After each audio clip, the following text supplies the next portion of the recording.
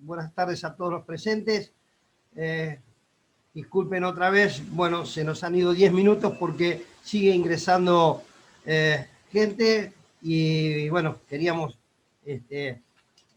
darle lugar a todos, pero bueno, también hay que ser respetuoso de los horarios, así que yo sé que ustedes no quieren verme a mí, sino que quieren ver a nuestra estrella, que es el disertante Guillermo O'Connor, pero bueno, es bueno que el anfitrión nos reciba siempre en persona, así que ese es mi único objetivo, decirles muchas gracias por estar aquí y como siempre es bueno conocer algo más, actualizar nuestros saberes y para eso nos congregamos, así que sigue entrando gente, pero Guillermo ya está listo, así que los saludo, los dejo y adelante, Guille. Gracias por todo. Gracias, señor presidente. Estoy probando el audio. ¿Se escucha bien? ¿Sí? Perfectamente, Guillermo. Perfecto. Bueno, entonces voy a proceder a compartir pantalla. ¿Sería posible que me indiquen si la pantalla se está compartiendo? Se comparte perfectamente, Guillermo.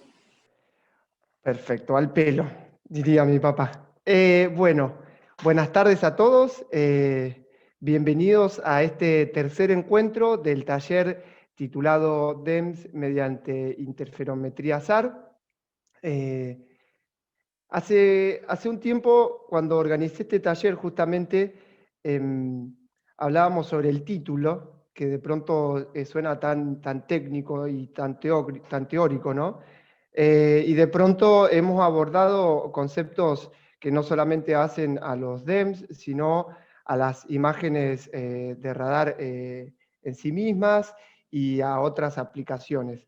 Así que, bueno, vamos a dar comienzo a este tercer módulo. Nuevamente, bienvenidos a todos y muchas gracias a la organización. Bien, a ver, ¿dónde está mi mouse? Ahí está. Bien, como les he comentado en las ocasiones anteriores, este taller es organizado por la Federación Argentina de Agrimensores y oficia como sponsor la empresa Beng S.A. de la Argentina, proveyendo imágenes de la misión SAOCOM. El disertante y quien les habla, Guillermo O'Connor, es empleado de Beng S.A. y matriculado en dicha Federación Argentina de Agrimensores por la provincia de Chubut. El cronograma de encuentros para este taller es de 3 encuentros en 3 miércoles y hoy sería el último encuentro. En el primer módulo empezamos con los conceptos que hacen a la teledetección y nos adentramos en los fundamentos físicos que hacen a la teledetección. Esto nos llevó a estudiar el espectro electromagnético y dentro de ese espectro electromagnético una franja en particular que se llama radar. Dentro del radar encontramos distintas longitudes de onda y en esas longitudes de onda es que se trabaja con lo que llamamos el radar de apertura sintética. En el segundo módulo vimos cómo interactúan estas señales, estas ondas electromagnéticas que genera el radar de apertura sintética con los distintos targets u objetivos sobre la superficie terrestre. Voy a tomar mate porque veo que como buen argentino no perdemos la costumbre de tomar mate en cualquier ocasión. Posteriormente vimos algunas misiones satelitales radar de apertura sintética como la misión SAOCOM en banda L, en banda C la misión Sentinel y la misión SRTM, mientras que en banda X vimos la misión Cosmo SkyMed y la TerraSat X. Finalizando el segundo módulo, el equipo de información satelital de la empresa Beng S.A.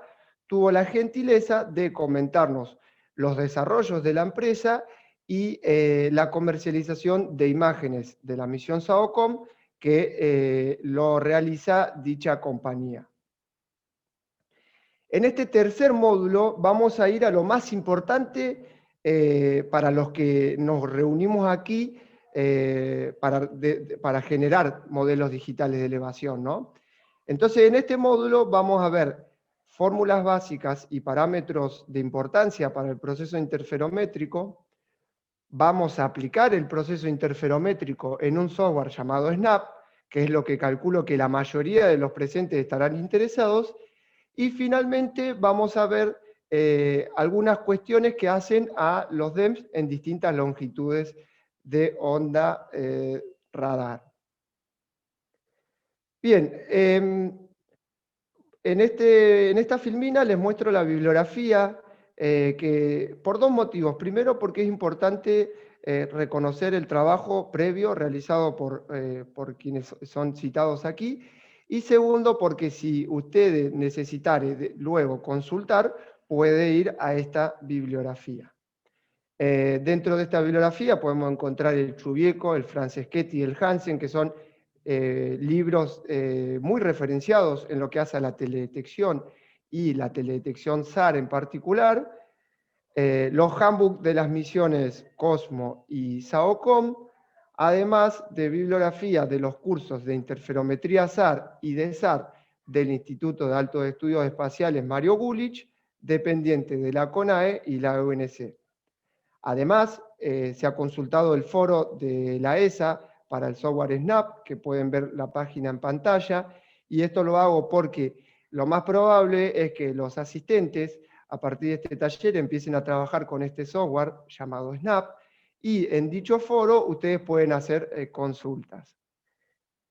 También se ha consultado la enciclopedia libre Wikipedia, y en relación al software, como les comentaba, utilizaremos el SNAP de la ESA y el QGIS.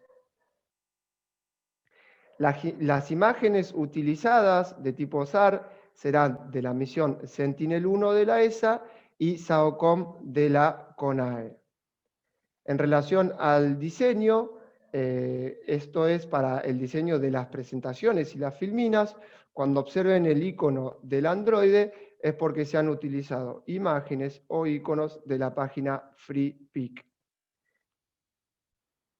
Otra bibliografía que he agregado para este tercer módulo es los apuntes de Mercedes Salvia para el curso de SAR del Gulich, los tutoriales de interferometría y generación de DEMS utilizando el SNAP, y un paper que es la novedad, es un paper generado este año con imágenes SAOCOM para el análisis del volcán Domuyo en la provincia de Neuquén, República Argentina. Este es un estudio que se ha hecho en interferometría diferencial.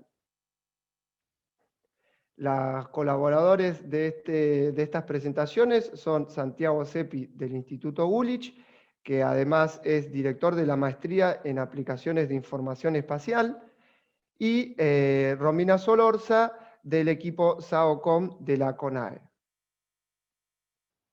Dicho todo esto, entonces pasemos a este tercer módulo. Respuesta en amplitud de fase. El par interferométrico y la relación entre los parámetros que se generan con un par interferométrico es lo que veremos como primera instancia. Entonces, empecemos como hicimos en el primer módulo y en el segundo, de lo más sencillo a lo más complejo. Estudiemos primero una sola señal. Tenemos un sensor que emite una onda electromagnética. Esa onda electromagnética interactúa con el target u objetivo y regresa al sensor. Esa respuesta se puede medir en amplitud y fase. La amplitud dependerá de la energía retrodispersada hacia el sensor por el target. Y esto que estoy diciendo es lo que vimos en el módulo número 2. ¿Se acuerdan que decíamos que de acuerdo a las características del target, como por ejemplo contenido de humedad, geometría, ¿qué otra cosa teníamos? Polarización, longitud de la onda, En fin, teníamos varios factores que incidían en esto que es la amplitud. Mientras que la fase depende de la distancia entre el sensor y el target y una rotación en la fase introducida por la estructura del target y las características dieléctricas, que volvemos a lo mismo. Estructura del target, estamos hablando de características geométricas y dieléctricas que hacen, por ejemplo, al contenido de humedad. Y esto nos vuelve a relacionar con la misión SAOCOM, que justamente está pensada para trabajar con mapas de humedad. Ahora, muchos colegas topógrafos, agrimensores, o quienes hayan trabajado alguna vez con una estación total o con un GPS, notarán que todo esto está bastante relacionado, en definitiva. Notemos que hay una longitud de onda, banda L, casualmente igual que el GPS, que cumple una cantidad de ciclos. En el GPS, alguien, lástima que no tenemos activado el audio, pero eso ¿cómo llamamos? Ambigüedad N.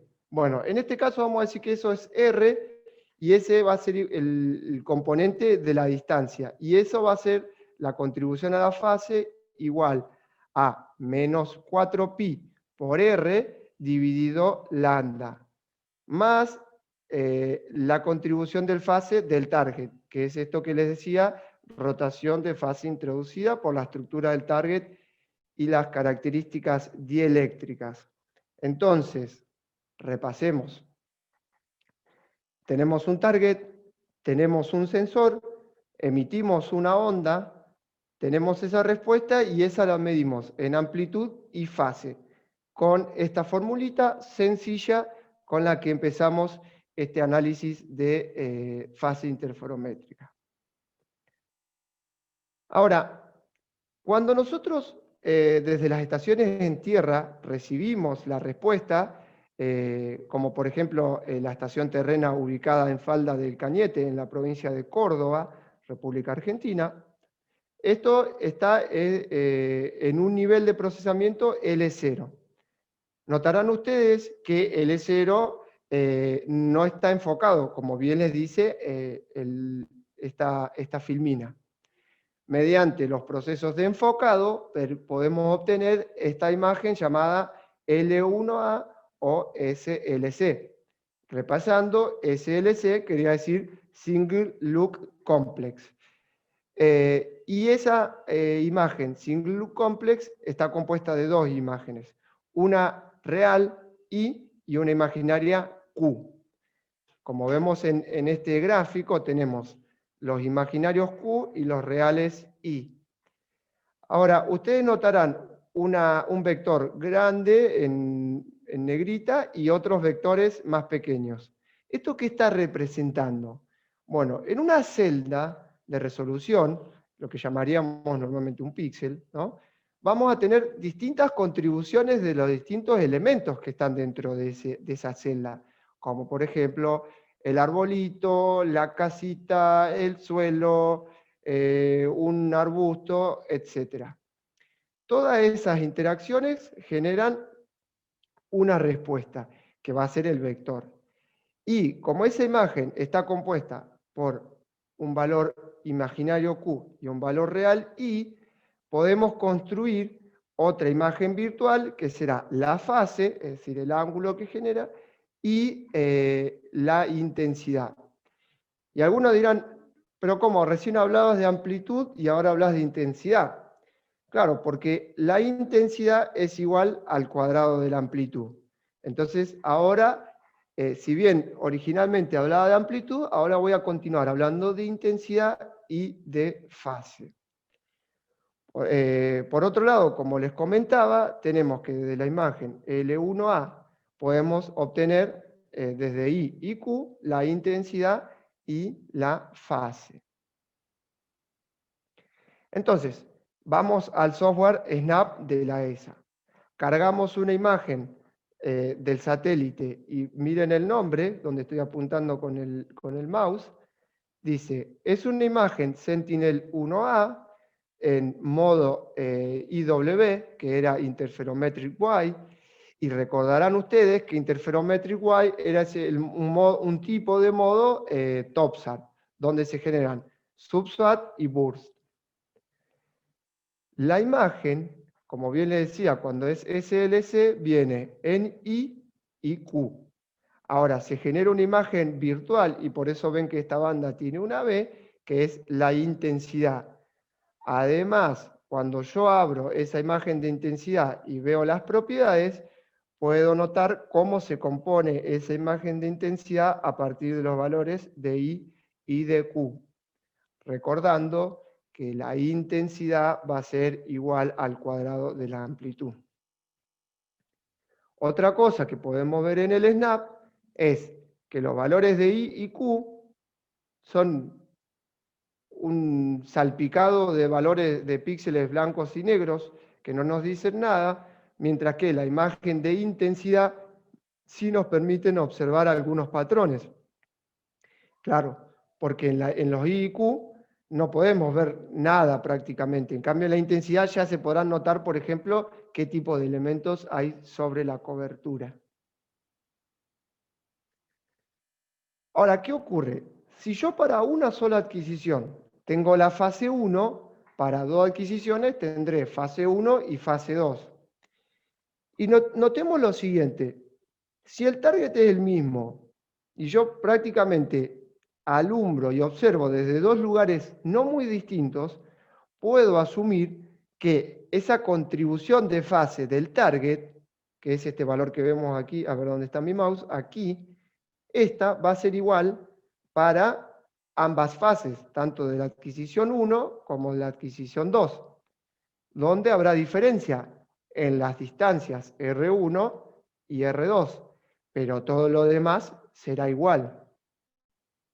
Entonces, esto nos permite obtener lo que llamamos fase interferométrica. Como podrán ver en pantalla, la fase interferométrica va a ser la diferencia de fase entre la adquisición 1 y la adquisición 2. Que eso será igual a menos 4pi por R1 menos R2 dividido la longitud de onda más la contribución del target menos la contribución del target. ¿Esto qué significa? Que si asumimos que las contribuciones son iguales porque las adquisiciones son similares y notemos especial atención a que tienen que ser lo más similares posible, nos va a dar que la fase interferométrica será igual a menos 4pi por delta R dividido lambda. Hasta aquí notamos que las fórmulas dentro de todo no son tan complejas y bastante comprensibles.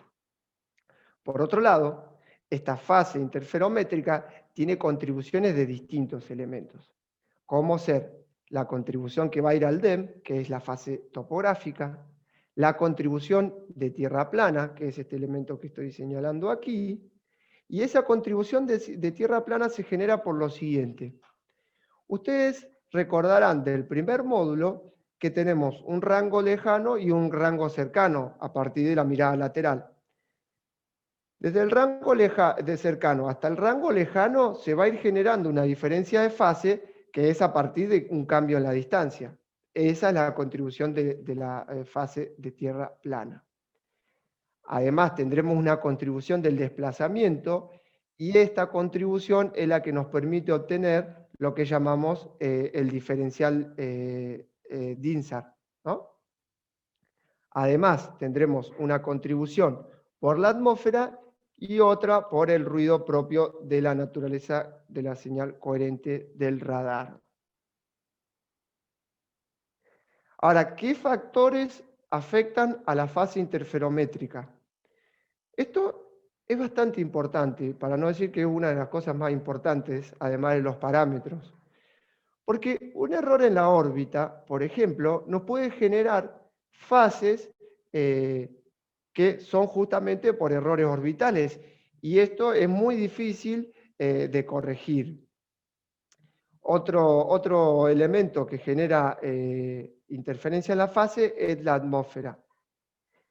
Ustedes recordarán, cuando vimos el primer módulo, que el óptico trabaja en una longitud de onda donde si tenemos nubes no podemos ver, claro. El radar no tiene ese inconveniente. No obstante, la atmósfera incide en la respuesta que va a llegar al sensor. Es decir, no va a dejar de penetrar el medio, es decir, la atmósfera, pero va a tener respuestas distintas. Y relacionando con el GPS o el GNSS, recordarán ustedes que cuando medimos con una sola por ejemplo, frecuencia L1, no es lo mismo que cuando medimos con L2, donde podemos tener correcciones de atmósfera. Y finalmente, el ruido, o noise en inglés, propio de la naturaleza coherente de los sensores radar. Ahora, lo que nos interesa a los que hacemos topografía será la fase topográfica, ¿no? Entonces, empecemos a estudiar cuál es la sensibilidad a la topografía. Ustedes notarán que la distancia R1 a R2 en este gráfico en relación a la distancia de los sensores está fuera de escala, ¿no? Estos sensores están muy lejos respecto al punto, hablamos de 800 kilómetros, mientras que los sensores entre sí en general están desde 0 metros hasta 10 kilómetros, podríamos decir, ¿no? Como redondeo de la generalidad de todas las misiones SAR. Y esto nos permite construir la geometría que tiene la adquisición del par interferométrico. Recuerden, par interferométrico me refiero a cuando tenemos dos adquisiciones, una que será la máster y otra la esclava. Ocurre que al estar tan lejos los sensores del punto de observación P, podemos considerar que R1 y R2 son paralelos, y eso se llama aproximación de rayos paralelos. Me acabo de cuenta que no le puse el acento a aproximación. Bueno, entonces, la fase y la relación que tiene con la altura del punto respecto a la superficie de referencia será igual a menos 4pi por el valor de B perpendicular. Ahora, ¿qué es B perpendicular? Esta B será la base geométrica, es decir, la distancia que tiene la primera adquisición respecto a la segunda, es esta distancia. Ahora, esa distancia respecto a R1, R2 se puede descomponer en la B paralela y la B perpendicular, siendo este el ángulo de incidencia.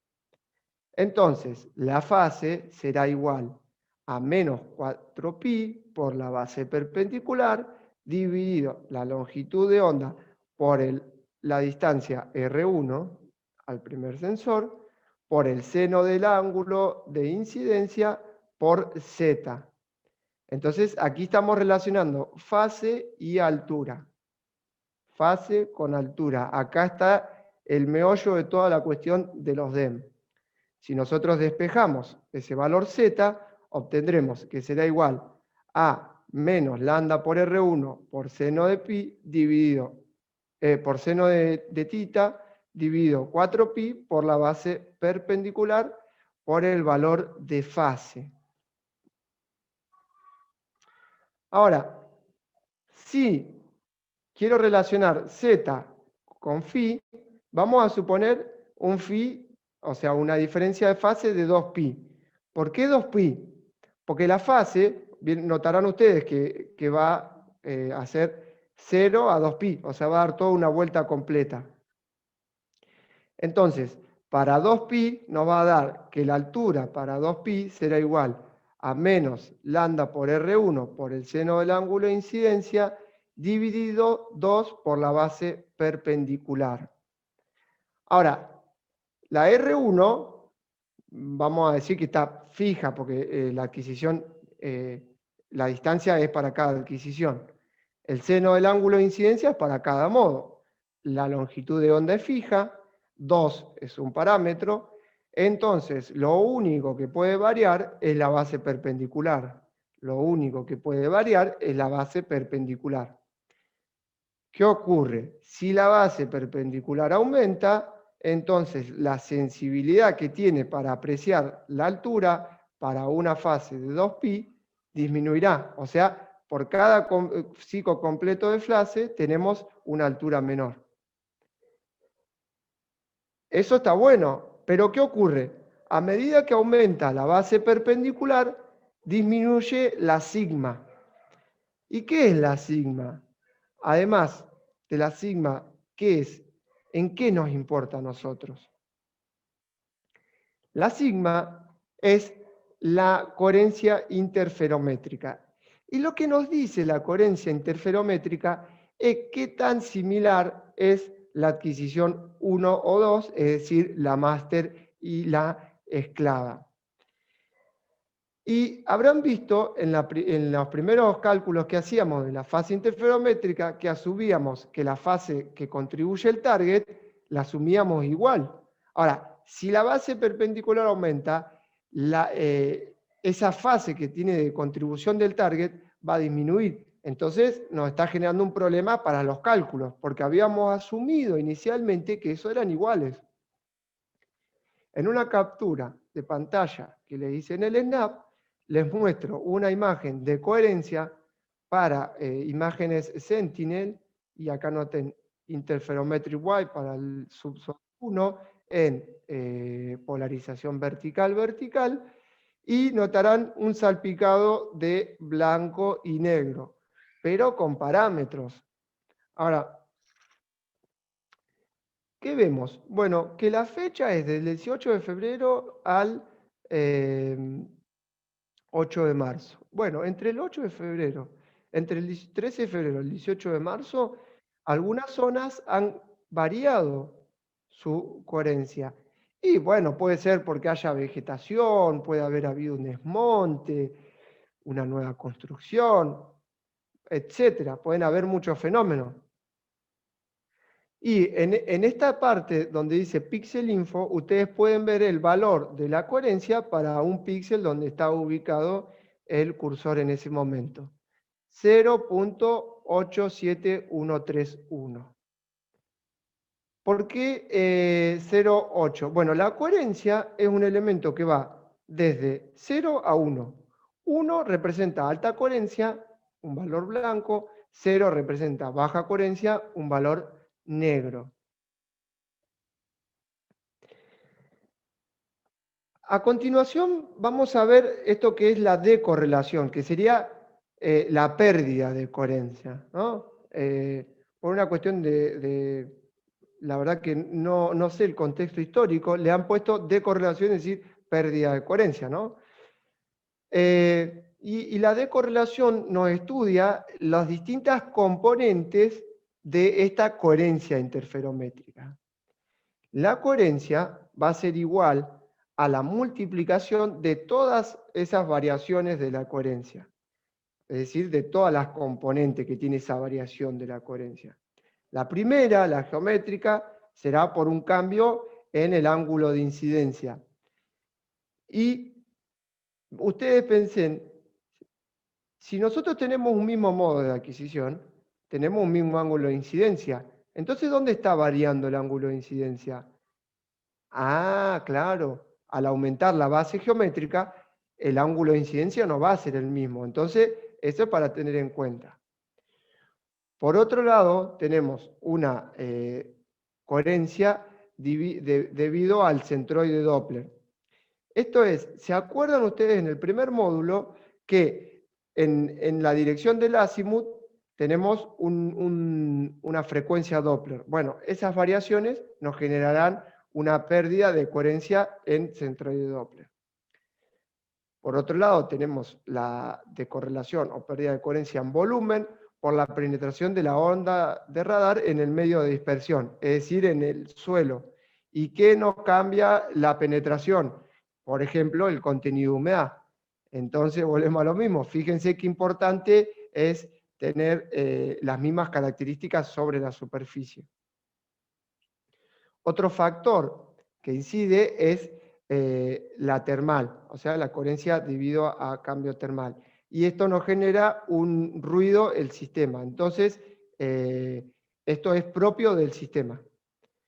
Por otro lado, tenemos una coherencia temporal, que es debido a cambios físicos en el terreno. Por ejemplo, y en esto me quiero detener, vamos a suponer que nosotros queremos generar un interferograma y tengo una imagen de enero, de julio y de enero del año siguiente.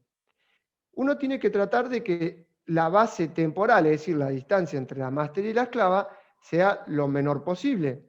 No obstante, sabemos que entre enero y julio la vegetación cambia mucho, con lo cual habrá una pérdida de coherencia muy grande. Entonces, puede llegar a ocurrir que nos convenga trabajar con dos imágenes de enero, aunque tengan un año de diferencia, que con imágenes que tengan 6 meses de diferencia, pero un cambio en la cobertura. Y finalmente tenemos la coherencia debido al procesamiento, es decir, que por ejemplo procesáramos con distintos algoritmos.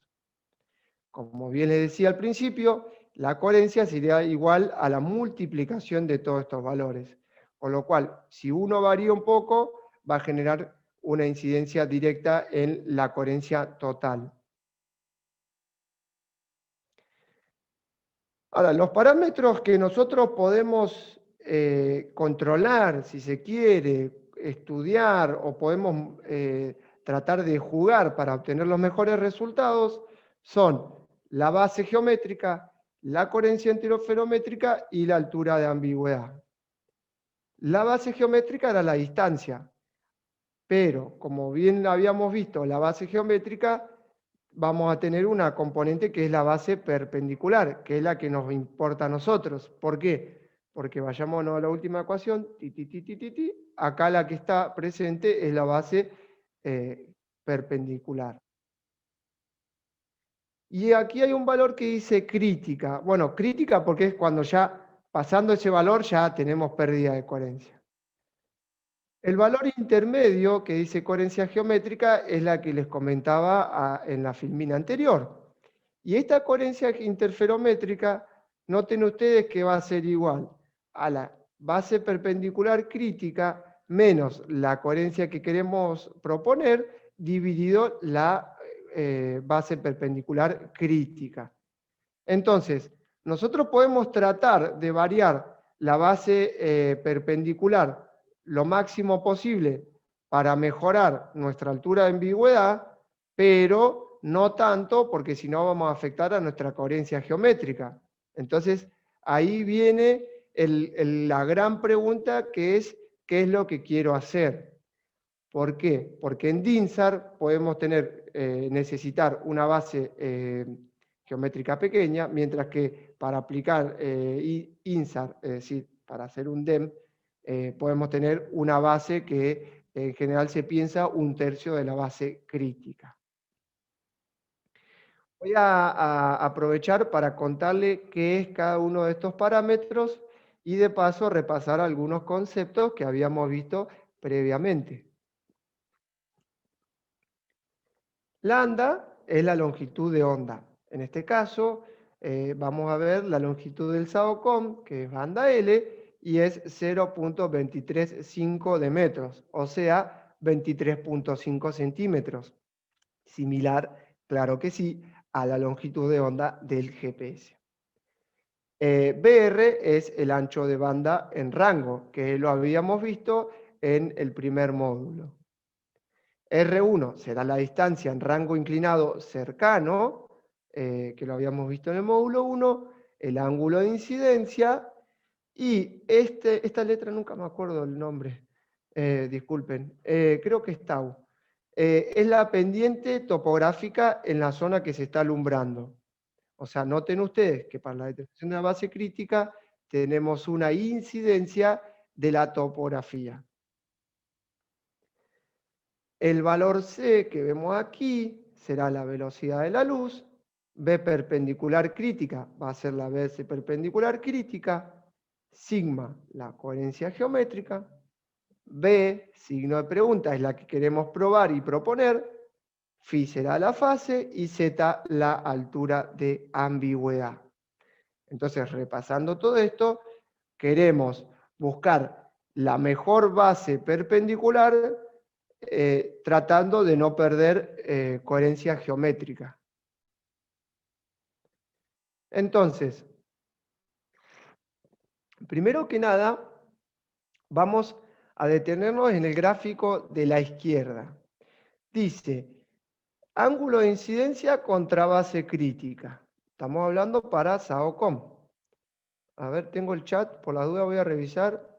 Este curso queda subido al canal y el disertante. Bien.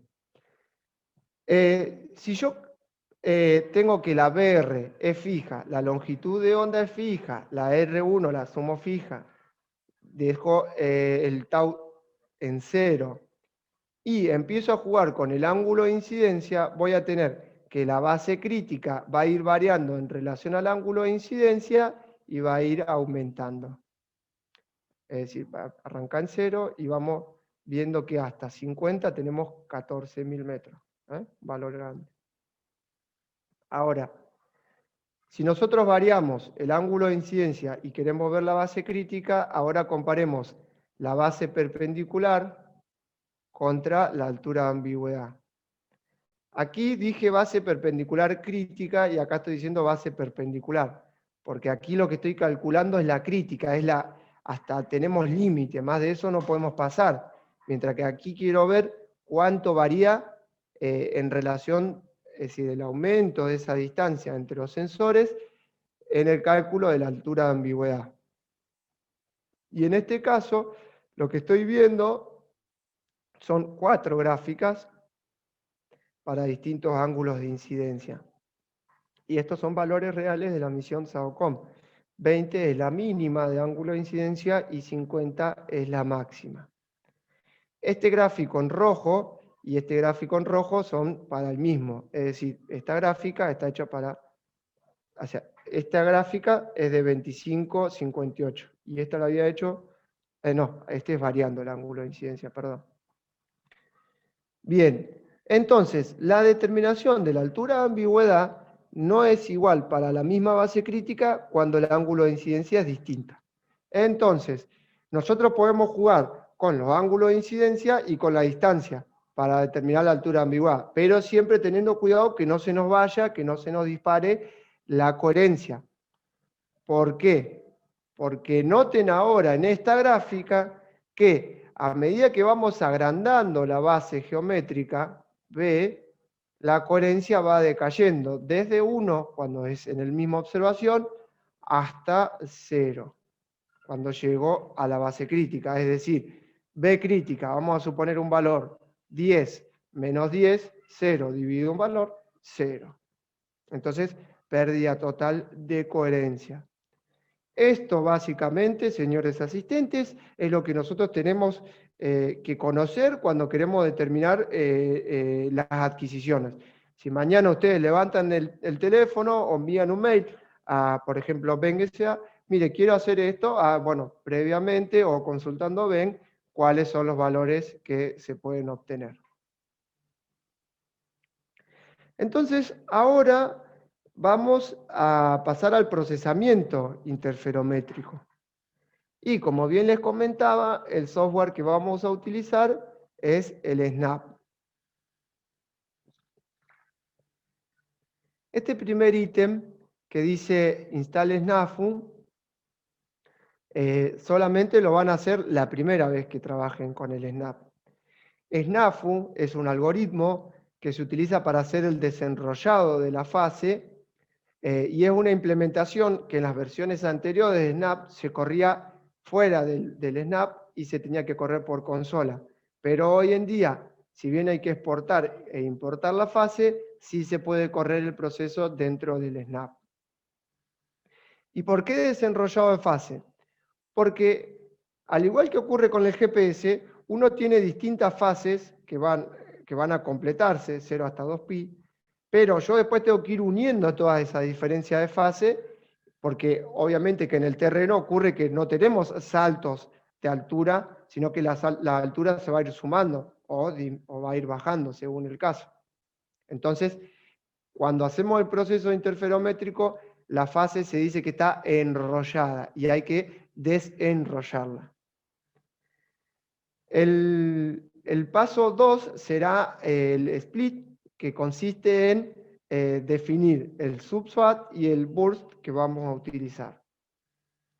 El applied orbit file consiste en descargar los datos de órbita precisa. Esto imaginémoslo igual que en el GNSS, la descarga de las órbitas precisas que son posteriores a las adquisiciones, y nos permiten disminuir, por ejemplo, los errores de órbita. El BAT geocoding, que consiste en la corregistración y es una instancia en la que se relacionan ambas imágenes, es un proceso bastante complejo que implica llevar a la misma cuadrícula las dos imágenes y determinar la ubicación de una respecto a la otra. Este paso 5, llamado Enhanced Spectral Diversity, se utiliza en general cuando se trabaja con más de un burst. En este caso, este proceso que vamos a ver hoy es solamente para un burst, pero el Enhanced Spectral Diversity tiene una ventaja y es que hace el proceso de split, apply orbit file y BAT geocoding todo en un solo proceso. El paso 6 consistirá en hacer el interferograma y por lo tanto obtener la fase y la estimación de la coherencia interferométrica.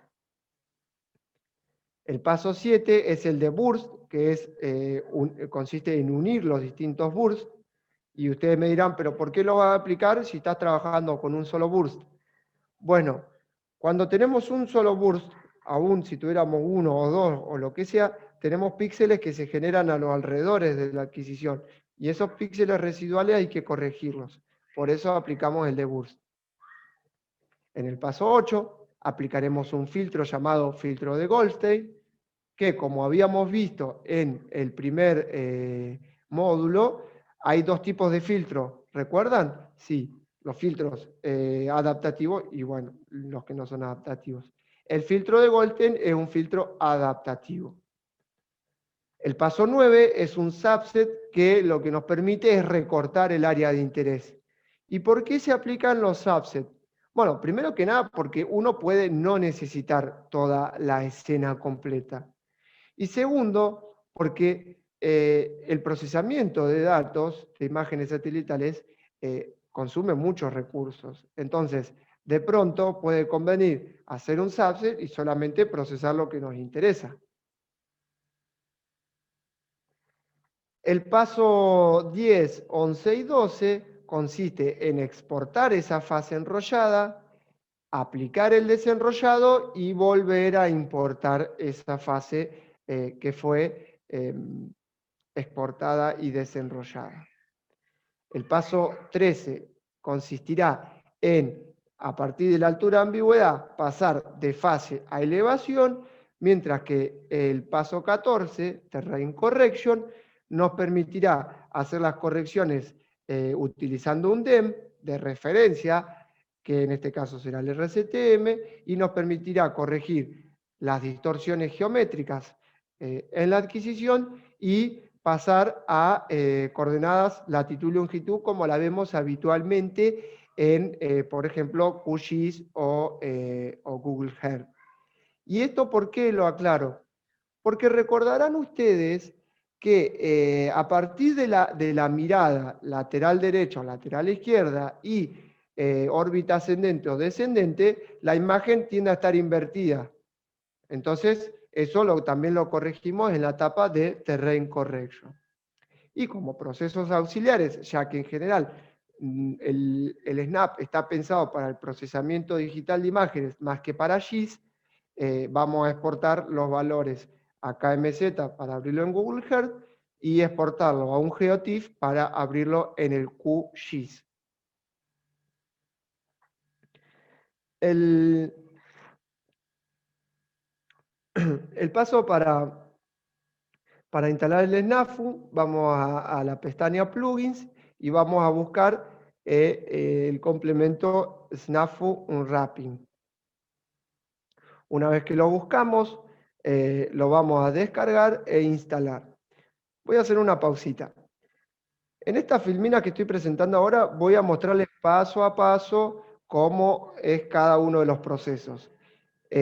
También, si nos queda tiempo, vamos a ver el proceso, vamos a ver el resultado y una aclaración. Después voy a cargar un tutorial donde en vez de hacer la explicación, solamente hago el proceso y ustedes van a poder replicar el proceso con las mismas imágenes que ustedes han descargado desde el Drive que les envió por mail el anfitrión de este taller.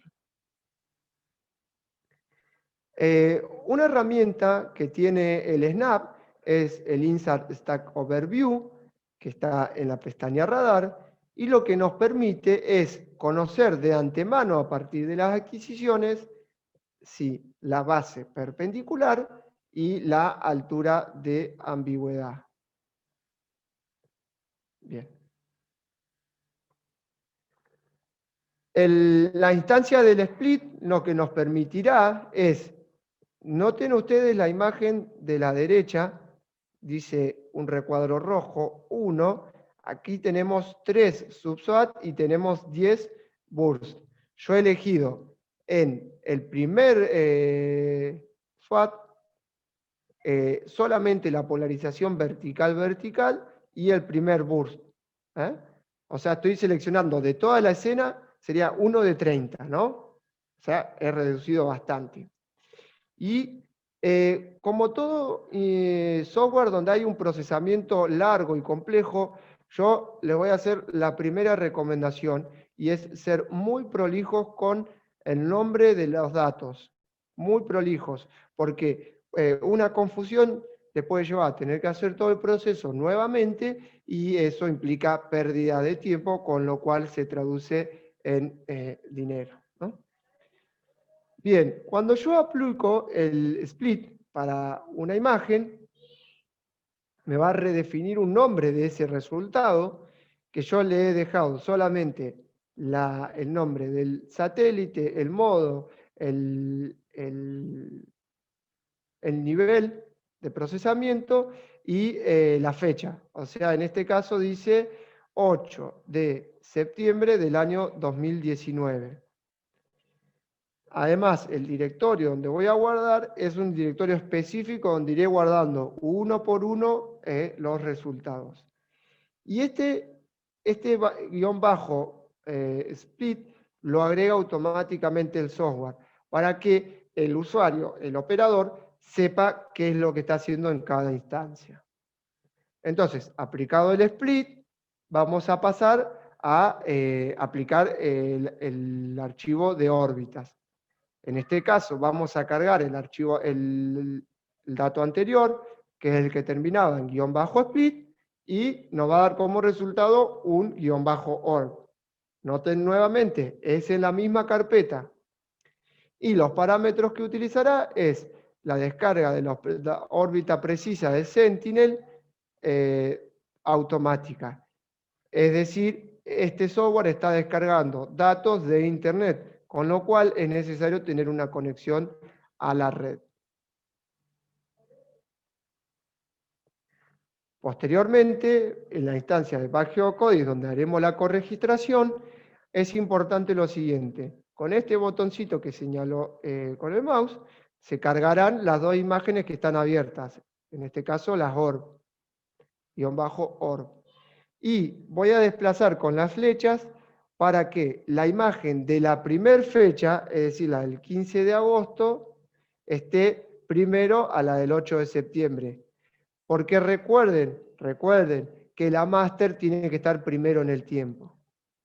Mientras que en la pestaña BackGeoCoding, que vemos a la derecha, es importante notar que utiliza un DEM de referencia, el SRTM, que también se descarga de Internet, y el método de resampleo será de vecino cercano en ambos casos. El Enhanced Spectral Diversity, como bien le había comentado, tenía la ventaja de que hacía todos estos tres procesos juntos, el split, el Orbify y el BackGeoCoding, y además se utilizaba cuando teníamos más de un burst. Posteriormente pasaremos a la generación del interferograma propiamente dicho. Para esto vamos a cargar el resultado del procesamiento anterior, que es la corregistración, que va a tener un guión bajo stack. Y acá una corrección. Primero teníamos dos imágenes. Una vez que generamos el stack, ya tenemos un solo archivo, el guión bajo stack. Entonces, cuando aplicaremos el proceso de interferograma, va a quedar stack-ifg. Los parámetros que utilizaremos los dejaremos por defecto. Sin embargo, hay que notar que dice que sustrae la fase de tierra plana, que la habíamos comentado inicialmente, y no sustrae la fase topográfica. Si yo eligiera que sustraiga la fase topográfica, no me genera un DEM, sino que va a utilizarse para generar un interferograma diferencial, que es el que nos permite determinar esas pequeñas variaciones en la superficie en la línea de vista del sensor. El resultado es esta imagen, que es un salpicado en distintos colores, y al principio parece bastante confuso, ¿no? Que es un valor virtual, como pueden observar aquí, y una imagen de coherencia, que esta es la coherencia interferométrica a partir de la corregistración. Y además noten ustedes que yo he dejado abiertas todas las imágenes, o sea, todos los archivos previos. Primera, las imágenes, la aplicación del split, la aplicación de la órbita precisa, la generación del stack y la generación del interferograma. Una vez que tenemos el interferograma, vamos a aplicar el de burst. Entonces, cargamos el archivo IFG y nos generará uno -de burst. Y como parámetro solamente vamos a utilizar la polarización vertical-vertical, porque noten ustedes que originalmente yo solamente había elegido la polarización vertical-vertical. En la instancia del filtro de Goldstein, vamos a cargar la imagen debursteada y va a darnos como resultado un archivo FLT, filter. Los parámetros que utilizará será por defecto, y aprovecho para comentarlos que por qué es por defecto. Porque Sentinel es un satélite parte del proyecto Copernicus, y el SNAP, de hecho, es un software creado justamente para el procesamiento de datos de las misiones Copernicus, por ejemplo, Sentinel-1. En la instancia del subset, hay dos cuestiones que me parecen interesantes. Que nosotros podemos hacer un recorte de las bandas que tenemos disponibles y podemos hacer un recorte espacial, es decir, de los píxeles que abarca. En el caso del subset espacial, podemos elegir por coordenadas imagen y por geocoordenadas. Y esto es interesante, ¿por qué? Porque una imagen, en definitiva, y para introducirnos un poco en lo que es el procesamiento digital de imágenes, una imagen es una matriz.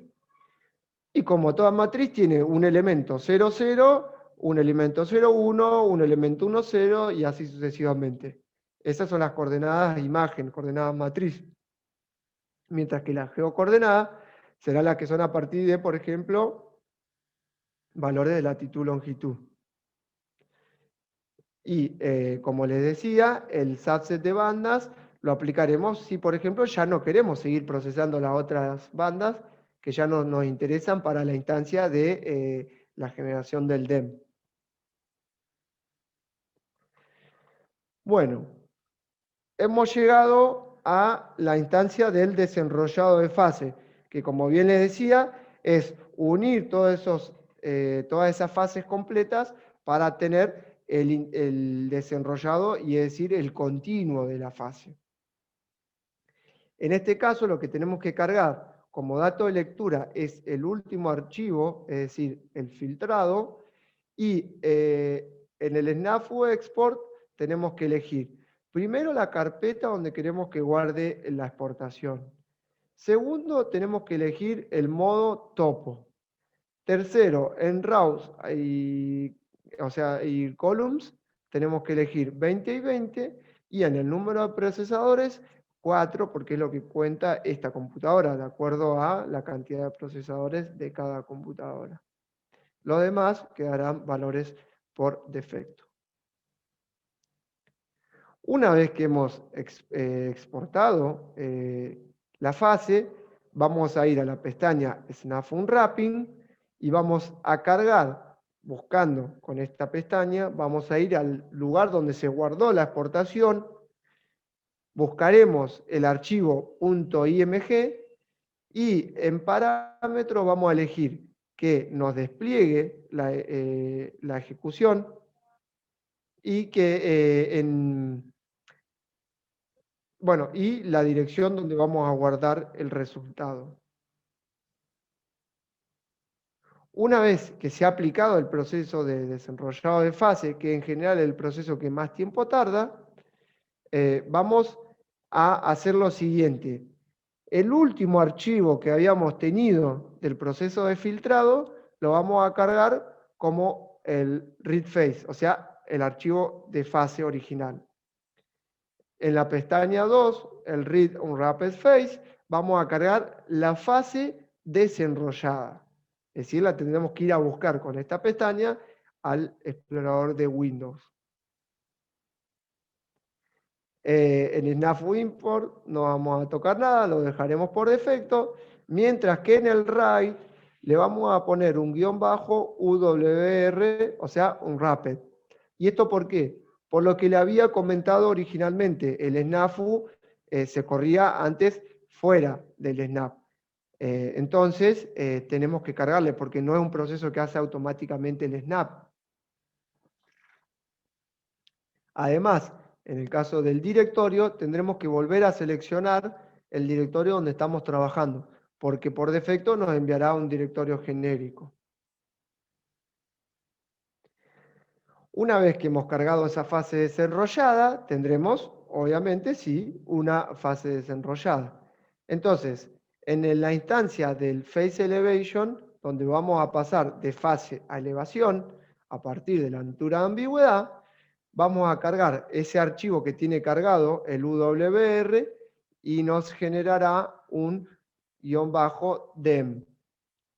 En cuanto a los parámetros de procesamiento, elegiremos el DEM SRTM y el resampleo, el vecino cercano. Mientras que en la instancia del Terrain Correction vamos a cargar el --dem para obtener el --tc o Terrain Correction. Y los parámetros que elegiremos será la banda elevación, los resampleos en vecino cercano, el modelo digital de SRTM. Aquí el pixel spacing lo vamos a dejar como está, pero esto se podría modificar. Y lo demás lo dejamos como está. Si nosotros, una aclaración, aquí seleccionamos DEM, latitud y longitud, nos daría bandas auxiliares como por ejemplo el DEM SRTM, con lo cual podríamos comparar nuestro resultado del DEM con la banda DEM que se genera a partir del SRTM. Entonces, finalmente, una vez que hemos trabajado todo este proceso, como ven en pantalla, están cada uno de los procesos ordenaditos, lo he dejado así para que los puedan ver, van a obtener un archivo Sentinel-1A, Interferometry Wide, Single Log Complex, con la fecha de la master y la esclava, se le aplicó el split, se eligió el burst y el subswat, se aplicó la corrección de órbitas, se generó el stack en la corregistración, se hizo un interferograma, se lo debursteó, se aplicó un filtro de Goldstein, se desenrolló la fase, se convirtió a elevación y se corrigió, se hizo la corrección de tierra. Entonces, esto es un DEM como lo veríamos en Google Earth. De hecho, si yo hago clic derecho sobre la imagen y cliqueo en Export View as Google Earth, es decir, como KMZ, nos permitirá obtener una imagen del DEM exportado a el software Google Earth. Entonces, todo este proceso es el que nos permitió obtener el DEM. Inclusive tenemos aquí a la izquierda la leyenda de los distintos valores de altura. Mientras que para exportar como GeoTIFF, es decir, como una imagen georreferenciada, podemos ir File, Export, GeoTIFF y exportar el DEM. Con lo cual podremos llevar esa imagen al QGIS y aplicar procesos según la conveniencia del trabajo que esté elaborando el profesional. Como aclaración, y como les comentaba hace un rato, yo en este tercer módulo le he explicado en qué consiste el proceso interferométrico y cómo se aplica en el SNAP. No obstante, les voy a cargar un video tutorial donde no hay explicación, sino que solamente está el proceso interferométrico, y ustedes lo podrán ver en el canal de quien les habla, que se llama Así de Sencillo, en esta dirección, o en el canal de la Federación Argentina de Agrimensores. Entonces, una aclaración, ahora vamos a terminar de ver otras cositas sobre DEM, así que, a ver si puedo cargar el Google Earth, sí, bien. Aquí, ¿me podría decir, señor moderador, si se está compartiendo pantalla de Google Earth? Sí, Guillermo, se está compartiendo la pantalla del Google Earth y se ve perfecto. Muchas gracias. Bien, aquí en el Google Earth pueden ver dos DEMs generados sobre el este de Europa, que lo he generado con el SNAP. Este y este tienen una diferencia. Este es un solo burst de un solo subsat, y este son 3 bars de un subsat. Aquí, a ver, taller FADA, voy a apagar este, voy a apagar este, voy a apagar este. Claro, este, ay, es un poquito lento, ¿vieron? Este, me voy a ir de Europa y me voy a trasladar inmediatamente a la Patagonia. ¿Vieron cómo viajamos, no? Este es un DEM ahora que generé sobre la Patagonia, si no me equivoco es cercano a la meseta de Somuncurá, que sería por aquí. Y este DEM, como ven en la leyenda, es en 2 bars. Y una cosa interesante es que en la instancia del desenrollado de fase se tienden a generar algunos errores, sobre todo por la pérdida de coherencia, que genera esto que vemos en pantalla. ¿Ven? Que hay como un salto. Y eso sabemos que en el terreno no existe. Entonces, aquí entro en esto que les decía de conocer los parámetros y saber bien qué es lo que estamos haciendo. Con lo cual, cualquiera que pueda ver el tutorial que les voy a subir, dirá, bueno, aplico el proceso y voy a tener un DEM. Bueno, pero como todo y como siempre, la calidad se nota cuando uno sabe lo que está haciendo. Si bien tiene algunos errores, podemos cerrar aquí, aquí, aquí, vemos que es una zona bastante grande y bueno, que el DEM efectivamente guarda relación con la topografía, ¿no? Esta es la zona alta y esta es una zona más baja. Entonces habíamos visto 2 DEM para la zona de Europa y además, disculpen un poquito, pero Google está lento. Cuando Google nos lo permita, a ver, vamos a apagar esto, vamos a apagar esto, vamos a apagar esto, y les voy a mostrar, ya que estamos aquí, este es una imagen del desenrollado de fase con imágenes AOCOM para la zona de, creo que es la provincia de San Juan, esto con las imágenes de prueba que les he enviado el link por mail, o entiendo que se lo envió el anfitrión. Esto quiere decir que con la explicación más el tutorial, ustedes pueden agarrar y aplicar todo el proceso a imágenes, tanto Sentinel como SAOCOM. Ahora, noten ustedes que este desarrollado está muy bien, puede tener algunos detallitos que podemos ver aquí, ¿ven? Es decir, que hay que mejorar el procesamiento, pero notarán que da un resultado bastante bueno, ¿no? Con lo cual, si en el caso mío me pone muy contento poder tener un DEM con datos de un satélite latinoamericano, ¿no? Bien, entonces voy a volver a la presentación y vamos a ver ahora lo que son los DEM según distintas longitudes de onda. Ustedes habían visto que distintas bandas, distintas longitudes de onda tienen distintas penetraciones, con lo cual la interacción y por lo tanto la respuesta del target será distinta, ¿no? Banda X va a interactuar con los elementos de la superficie superior, por ejemplo, la copa del árbol o la construcción. El banda C va a penetrar un poco la vegetación e interactuará con las ramas, mientras que el banda L va a penetrar esa vegetación y va a llegar a interactuar con el suelo. Entonces, esto lo que nos dice es que lo que se está generando como superficie no va a ser igual entre cada uno de estas distintas longitudes de onda. A su vez, tenemos otra cuestión, y es que la resolución condiciona la cantidad de retrodispersiones que conforman un mismo píxel. ¿Qué quiere decir esto? Habíamos visto que para distintas misiones satelitales y longitudes de onda teníamos distintas resoluciones. Inclusive, fíjense ustedes y presten muchísima atención a esto. Para un mismo satélite, para un mismo sensor de una misma longitud de onda, tenemos distintas resoluciones, con lo cual los elementos que está captando en un píxel de 1 metro y los elementos que está captando en un píxel de 10 metros, aún siendo el mismo sensor, no van a ser iguales. Entonces, tengamos en cuenta que no es lo mismo, no es lo mismo. Hay que tener mucho cuidado cuando queremos mejorar la calidad de los productos.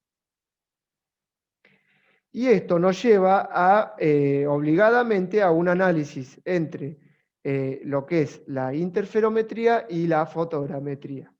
¿Por qué? Porque en la fotogrametría, que es una técnica que trabaja en el óptico, nosotros vamos a incluir todas las coberturas. Inclusive en trabajo que ha hecho quien les habla sobre fotogrametría, hemos llegado a detectar, de hecho, entre los asistentes encuentro al ingeniero Falco, con quien hemos trabajado haciendo trabajo de fotogrametría. Inclusive hemos llegado a detectar los cables de los tendidos de extra alta tensión de la línea de alta tensión del tendido interconectado nacional argentino. Mientras que en una banda X, que es lo más cercano que tendremos a un fotogramétrico, ya no tendremos tantas cosas, ¿no? Tantos objetos tan pequeños. Obviamente, en el caso de la fotogrametría depende de la altura de vuelo. En el caso de un banda C, tendremos que algo intermedio entre un banda X y un banda L, ya que el banda L, al penetrar mucho más en la cobertura, sobre todo la vegetación, e inclusive penetrar el suelo, va a tener interacción con la superficie, con el suelo en sí mismo, con lo cual podemos decir que está más cercano a un modelo digital del terreno que, por ejemplo, que un fotogramétrico. Y otra cosa súper importante, señores asistentes, es la precisión y la exactitud. El ABC de los topógrafos, de los agrimensores, geomensores, ingenieros topográficos, etcétera, tenemos que la precisión y la exactitud va a variar de acuerdo al tipo de banda, es decir, si es banda X, C o L, va a variar en función de la precisión de la órbita, va a variar en función del procesamiento, y toda esa precisión y exactitud va a tener una componente planimétrica y una componente altimétrica. Importante esto es que no solamente tenemos qué tanta incertidumbre tenemos en la determinación de la altura del píxel en el DEM, sino en la ubicación de ese píxel. Y esto está documentado para las misiones satelitales. Es decir, es tan importante que se calcula y se documenta. De hecho, algunas misiones satelitales aplican niveles de procesamiento superiores donde lo que hacen es correcciones de los datos. Inclusive quien les habla ha hecho su tesis de maestría en ajuste y validación de modelos digitales de elevación.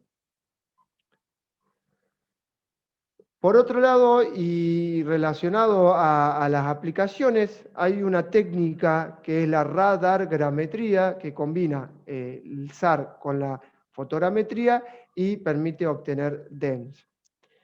Mientras que, como relacionado a la INSAR, tenemos la DINSAR, que es la que nos permite obtener los desplazamientos. ¿Y esto por qué es tan importante? Es porque esto lo que nos permite es medir pequeñas variaciones de la superficie, es decir, si hay un hundimiento o un ascenso de la superficie topográfica. ¿Y esto por qué es importante? Por ejemplo, si hay un aporte a la cuenca, lo cual sube o baja el terreno. No sé si por ahí estaría Rigoberto Moreno, no sé si estará, que es de México, y él conocerá las variaciones en la ciudad del Distrito Federal de México a partir de la variación en la cuenca hídrica. Y cuando hablamos de cuenca, claro, volvemos a hablar de cuencas como por ejemplo las petroleras, la cuenca San Jorge, donde tenemos una variación por agua, es decir, si se extrae agua de la cuenca, o variaciones también por extracción de crudo. O, por ejemplo, también como los trabajos que hace el Observatorio Vulcanológico Argentino, donde determinan cuál es la actividad del volcán a partir de medir los diferenciales, obviamente en la línea de vista del sensor. Y por otro lado, muy relacionado a la actividad de la agrimensura, son los cambios de la cobertura a partir de la coherencia interferométrica, que puede ser de interés, por ejemplo, para el análisis del cambio del tipo de vegetación o de cultivo, esto muy relacionado más a la agronomía que a la agrimensura, pero sí el cambio de la cobertura urbana, que está muy relacionado a el cambio de construcciones, es decir, de mejoras y por lo tanto relacionado al catastro.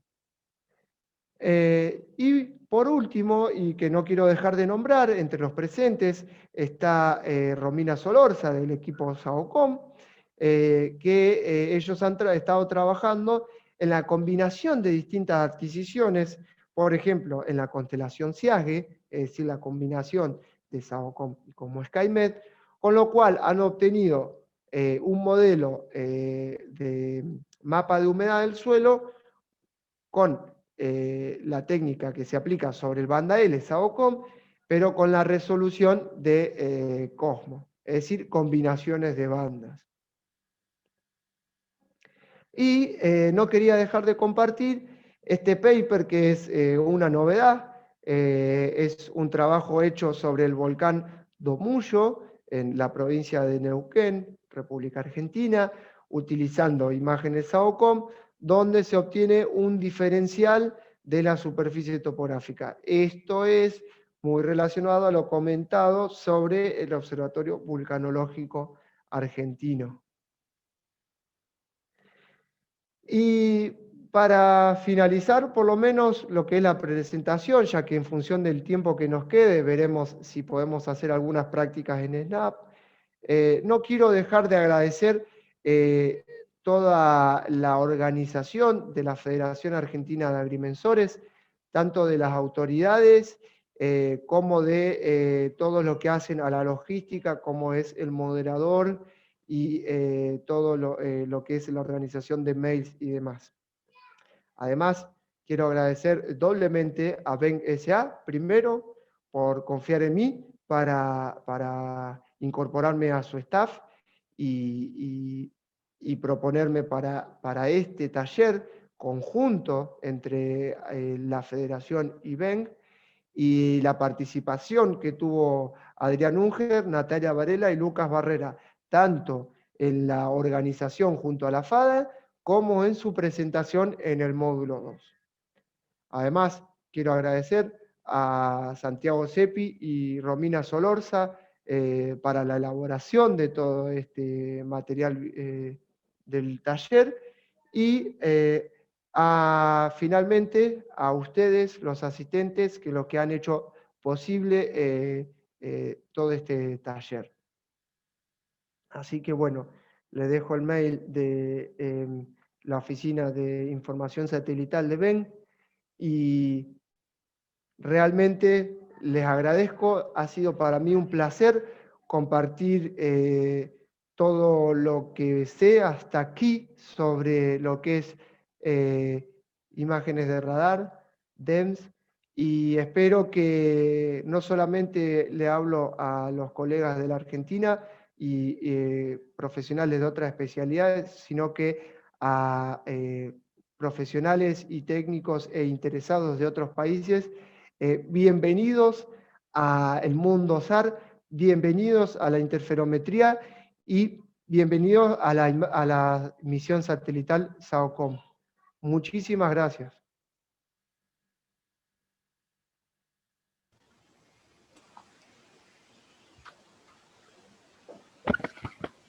Bueno, ante todo vamos a ver si hay preguntas, Guillermo. No sé, Juan Cruz, ¿cómo viene? Sí, tenemos 3 preguntas por el momento para el agrimensor O'Connor. Dale, continuemos con eso entonces. Vamos con la primera, Guillermo. Sí. Dice la primera pregunta, ¿cuáles son los factores más importantes al determinar la resolución espacial de un DEM a partir de INSAR? ¿Querés que la lea nuevamente? Sí, por ¿Cuáles favor. son los factores más importantes al determinar la resolución espacial de un modelo de elevación digital a partir de la interferometría SAR? Bien, eso es una pregunta de la que voy a ir hablando por partes. Primero empecemos yo siempre doy ejemplos sobre cosas cotidianas. Lo primero es los ingredientes. Entonces, nuestra primer limitante de resolución será la resolución de la adquisición. Por ejemplo, en la misión SAOCOM, la mejor resolución es 10 metros, en la misión Cosmo SkyMed es 1 metro, ¿no? Entonces, esa es la primera condición.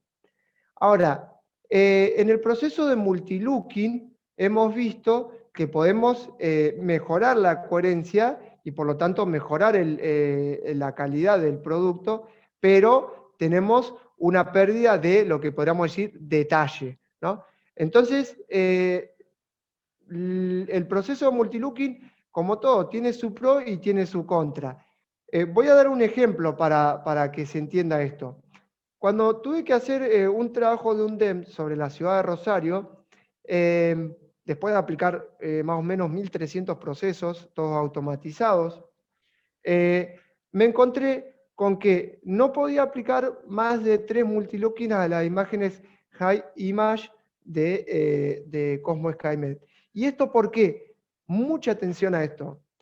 Las imágenes Cosmo SkyMed tienen una resolución de 3 metros. Si yo aplico un multilooking de 3, voy a tener un píxel de 9 metros. Redondeemos en 10. Y el ancho de las calles en la ciudad de Rosario es de 10 metros. Con lo cual, si yo aplico un multilooking mayor a 10 metros, voy a poder tener la situación de que esté juntando un píxel de la construcción con un píxel de la calle. Entonces, pierdo detalle. ¿Mejoro el resultado? Sí, se va a ver más suavizado, se va a ver más prolijo. Ahora, perdí calidad, perdí detalle y capaz que lo que yo quería era el detalle, como por ejemplo en el trabajo que hace el equipo de investigación de Rosario, es determinar la cota de los cruces de calle, ¿no? O sea, tomar el modelo de elevación, extraerle todo lo que tiene arriba y obtener el modelo digital del terreno. Entonces, eso por un lado. Y por otro lado, interesante, señores asistentes, es que además de la resolución, tenemos que considerar, como bien les decía, la longitud de onda, porque si nosotros lo que queremos es obtener algo más cercano al terreno, elegiremos una banda más grande, y si queremos obtener algo más cercano a la cobertura, buscaremos una banda más chica, como X. Bien. Consulta, ¿se puede combinar para distintos análisis? ¿Puedo leer, señor moderador, las preguntas? Sí, te estaba leyendo una y me di cuenta que tenía el micrófono apagado, Guillermo. Esa misma que estás leyendo vos. Perdón, Bien. léela vos si querés. Sí. Guillermo, ¿se puede combinar para distintos análisis depth obteniendo por interferometría SAR con imágenes de alta resolución y hasta qué resolución? Qué genial. Esta pregunta la podríamos haber leído conjunto con la anterior, porque fíjense lo siguiente. Vamos a suponer que yo quiero aplicar una imagen de alta resolución, 1 metro o menos, inclusive hay imágenes, si no me equivoco, el WordEye, creo que es de 25 centímetros. Cuando yo quiero, vamos a decir una palabra, voy a hacer el atrevimiento, tirar arriba de un DEM, si yo tiro esa imagen arriba de un DEM SRTM con un píxel de 30 metros, ¿y qué voy a ver de casita? De casita no voy a ver nada. Ahora, si tengo un DEM en banda X, por ejemplo, Cosmo SkyMet, de 3 metros de resolución, y claro, la imagen de alta resolución no solamente geométricamente va a caer mejor, sino que además el producto resultante va a ser mucho mejor, ¿no? Bien, ¿y con qué resolución de imagen satelital se daría el mejor madrizaje? Bueno, la mejor resolución que obtendremos con la misión SAOCOM será de 10 metros. Ahora, esto es súper interesante y me encantaría dejarlo por escrito. Hay un desarrollo que se quiere hacer, que se busca, que es, como la imagen SAOCOM tiene cuádruple polarización, hacer combinaciones, porque en el producto L1A, originalmente el píxel es 10×5, solamente que no tiene el multilooking. Cuando se hace el multilooking se obtiene 10×10. Entonces, si aplicaran algoritmos de polarizaciones, se podrían dejar ese píxel en 5×5, con lo cual podríamos estar obteniendo un DEM en SAOCOM de 5×5, que es una resolución más que interesante, ¿no? Perfecto. Bien. Tengo otra pregunta por aquí, Guillermo. Sí. ¿Cómo se debe considerar la polarización dependiendo de la zona a estudiar para llegar a un DEM correcto? Qué buena pregunta. Bueno, en el caso de que uno quiere tener las construcciones y quiere, porque es una zona urbana, como por ejemplo el trabajo que hicimos con el grupo de investigación de Rosario, conviene una polarización vertical-vertical. Ese es el tema. Ahora, no siempre se tiene esa polarización, por eso yo hice horizontal-horizontal. Mientras que si yo tuviera un suelo desnudo y lo que quisiera es tomar un modelo digital de una zona y tratar de considerar la menor cantidad de obstrucciones, por obstrucciones llamo vegetación, árboles, construcciones, etcétera, yo sugeriría una horizontal-horizontal. Perfecto. Tengo una pregunta más aquí, Guillermo, que es la siguiente. ¿Se puede tener una idea global de cuál es el costo por kilómetro cuadrado de una imagen para hacer modelos digitales de elevación en una resolución por píxel de 10 metros? Sí. Sobre eso, dos cositas. ¿Se está compartiendo mi pantalla? Sí. Sí, eso te iba a decir, que estamos viendo tu pantalla ahora. Bien. Voy a entrar a la página de BenGSA y les voy a mostrar aquí en SAOCOM. Bien, aquí. Si ustedes van aquí, van a poder ver. A ver, si es que estoy en la página correcta, quiero ver. Aquí, lista de precios. En este caso, está presente, si no me equivoco, la licenciada Natalia Varela, que si quiere participar, más que invitada, ella es del equipo comercial de Ben. Y bueno, en esta dirección ustedes pueden ver el listado de precios de imágenes StreetMap de 10 metros por 10 metros. Ustedes verán y los precios dirán, pucha, pero qué caro. Pero noten que el tamaño de la escena es gigante. Pero consideren que hay planes de descuento para empresas o instituciones de la Argentina. No me quiero tomar el atrevimiento de decir más de lo que ha contado en su momento Adrián y Nati sobre el tema, si quiere Nati aportar algo. Y en el caso, bueno, de otros países, no sé, habría que ver según el caso si se puede hacer algún acuerdo, ¿no? Ese sería el tema. Sí, Juan, si Natalia quiere decir algo, habilitemos el micrófono, ¿sí? Sí, por supuesto, estaba pidiéndole que habilite su micrófono y su video, pero bueno, tampoco quería, se lo hacía en privado para no ponerle en No, situación está bien, está bien, está bien. de No hay problema. comprometerla, pero, Claro, sí, sí. pero, pero sí, si ella Mejor. quisiera tomar la palabra, por supuesto que está invitada. Yo Bien. no, me permito comentarte, Guillermo, que no he... Ah, sí, acaba de ingresar una nueva pregunta, Sí. que es la siguiente. Quisiera saber si se hicieron pruebas y qué precisiones y resultados lograron obtener con banda L atravesando vegetación y obtener DEMS. Me preguntan para la misión SAOCOM. Bien. Sí, Bien, los primeros productos de interferometría SAR con SAOCOM son el paper que les mostré, son de los primeros productos que se han desarrollado. Y bueno, y este interferograma diferencial que les muestro en pantalla, que me gustaría aprovechar para mostrarle, a ver, ¿dónde está? Espérenme que yo soy un poco lentín para hacer dos cosas a la vez. Bien, voy a abrir el Snap. Es todo bastante reciente los productos de interferometría con SAOCOM. Y si ustedes van aquí y ven la fase desenrollada, no he podido aplicar la conversión de fase a tierra, ya que el Snap no me ha permitido cargar una banda auxiliar, que es, no está en este archivo, denme un minutito, no se me vayan a ningún lado, ahí está, que es una banda auxiliar que se llama Slant Range Time. A partir de esa banda se puede aplicar el proceso para conversión a, a DEM y por lo tanto compararlo con otro resultado. No obstante, está todo para hacer y bueno, bienvenidos los que puedan desarrollar y de hecho la intención es que, como bien les comentaba, SAOCOM ya se puede abrir en Snap. Este tutorial que les estoy mostrando es para que todos los asistentes agarren y entren a generar productos. Buenas tardes.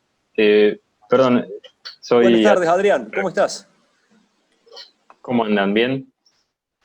Bien, Adrián. Hola, ¿cómo andás? Bien, bien. No, en realidad iba a agregar algún comentario breve, Sí, si me permitís, con respecto, por ejemplo, a las listas de precios. Algo general que podemos comentar es que, digamos, en principio podrían variar, pero como contó Guillermo, y como también comentamos la semana pasada, para empresas y instituciones, digamos, con objetivos principalmente comerciales, las listas de precios son mucho más bajas, digamos, hay planes muy fuertes de acceso a la información, así que esas listas tienen fines de otro tipo. Eso por un lado, como dijiste, Guillermo. Y por otro lado, frente a las consultas particulares sobre SAOCOM, la última pregunta en particular me refiero, y todas de esa índole, en principio, el marco de esta charla no es a través de la CONAE. O sea, en realidad nosotros no estamos habilitados para responder institucionalmente por CONAE. Así que, más allá de que Guillermo responda algunas consultas, digamos, de exacto, buena voluntad, no exacto. es una respuesta oficial institucional de la CONAE. O sea, podría existir una respuesta, seguro, de hecho existe una respuesta más certera y correcta institucionalmente hablando. digamos, el equipo que está participando de esta charla es de Beng. Así que puertas adentro de CONAE existe otra información. Y Exacto. quizás lo correcto sería canalizar las consultas hacia la CONAE, que tranquilamente lo podemos hacer nosotros mismos. Si tienen consultas muy particulares, las canalizamos y se las respondemos en diferido, digamos, por mail en otro momento. Esa aclaración nomás quería realizar. Gracias, Adrián. Sí, porque, Gracias. bueno, gracias, Adrián, gracias. Muchas gracias por la aclaración. Sí, como bien les decía, Adrián, yo lo que le estoy respondiendo es así, porque está ahí, no es una respuesta oficial de la CONAE. Y por otro lado, que nosotros como ven lo que hacemos es la comercialización de imágenes, no necesariamente las aplicaciones de ciencia o el desarrollo del producto, que será una cuestión más de CONAE, y por eso vale aclararlo, es solamente lo que yo lo presento como una consulta particular, pero no es una respuesta oficial de la Agencia Espacial, y no quisiera que se malentienda eso. Gracias. Bueno, Guille, muchas gracias. Yo no he recibido más consultas por el momento. Sí, como te dije la otra vez, un montón de felicitaciones a través de Facebook y también de la plataforma Zoom. Por Facebook te saludó y lo hizo en todas las oportunidades del dictado del curso Joana Leiva, entre otros participantes, pero sí quería rescatar el saludo suyo porque te saludó un montón de veces. Y también por privado un montón de los profesionales presentes, Marcelo D'Amelio, el profesional Cereghetti, Bon Giovanni, son muchos realmente. Pero como te Muchas decía, gracias. no hay más consultas. Muchas gracias.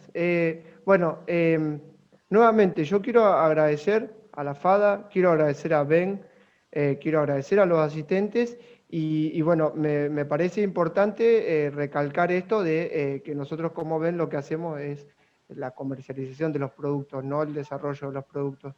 Lo que se intenta con esto es mostrar a los asistentes los DEMS y la posibilidad de desarrollarlo con SAOCOM. Muchas gracias a todos nuevamente. Bueno, Guille, no, desde ya yo creo que más que agradecer, debemos felicitarnos entre todos, algunos por estar ahí demandando esta actividad y otros por entregar de una manera desinteresada toda la información con la que cuenta para, de alguna manera, difundir una metodología de trabajo sobre la base de imágenes satelitales que realmente resulta novedosa, de vanguardia, como dijimos el otro día, y en eso también yo quiero expresar en nombre de la Federación el orgullo que eso para nosotros representa, estar vinculados a este tipo de actividades. Y no queda otra que felicitarlos a vos, sobre todo, Guillermo, por la claridad que has tenido durante las 3 jornadas y la verdad es un placer escucharlo porque lo llevas de una manera muy didáctica y agradable, así que te felicito y seguramente nos vamos a ver en otras de este tipo, seguramente.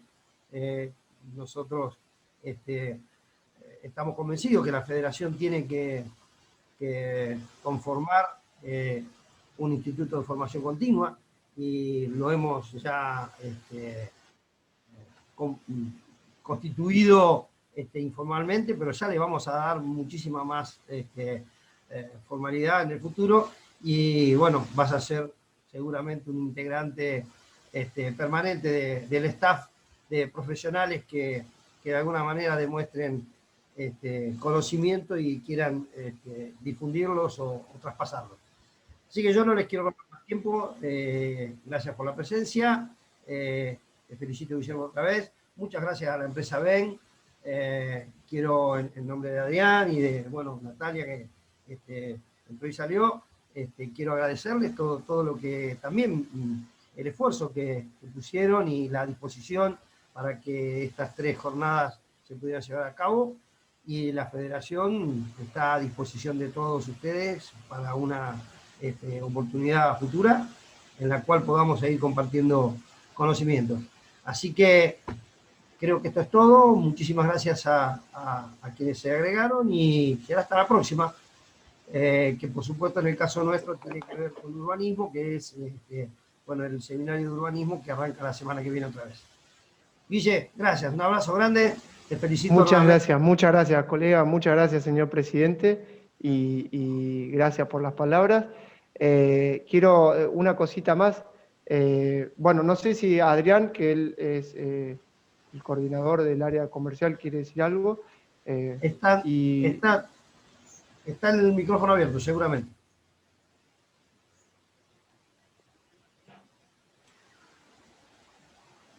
¿Adrián?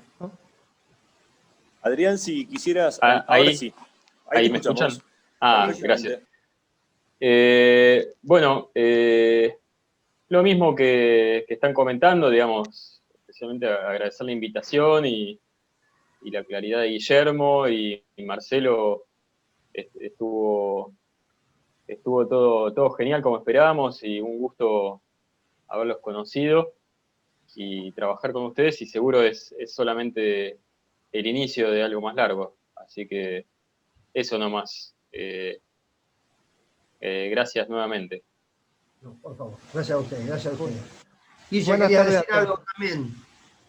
Sí, quería decir que es importante que la FADA, reconocer que la beca que me dieron cuando yo fui a Italia, así que esto es resultado de ese tipo de apuestas, y que una federación profesional apueste a la formación de sus profesionales para el desarrollo de áreas nuevas dentro de una profesión es algo muy valioso, es algo que tiene este tipo de resultados. Entonces, creo que seguir en esas líneas, me tomo el atrevimiento de decir que, en mi opinión, tiene este tipo de resultados, ¿no?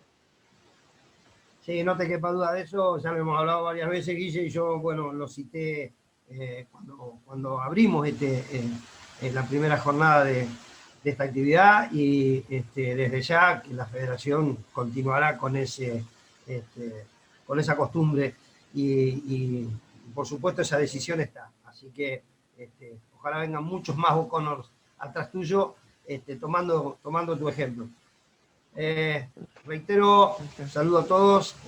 Por supuesto, quienes quieran conectarse o contactarse con Guillermo tienen el mail, ya seguramente lo anotaron, y además, bueno, cualquiera de las 3 jornadas seguramente va a estar levantada en nuestro canal de YouTube. Así que los despido a todos. Ahora sí, es el final. Muchísimas gracias a todos. Gracias, Guillermo. Un abrazo grande. Saludos a todos, toda Latinoamérica. Chau, chau.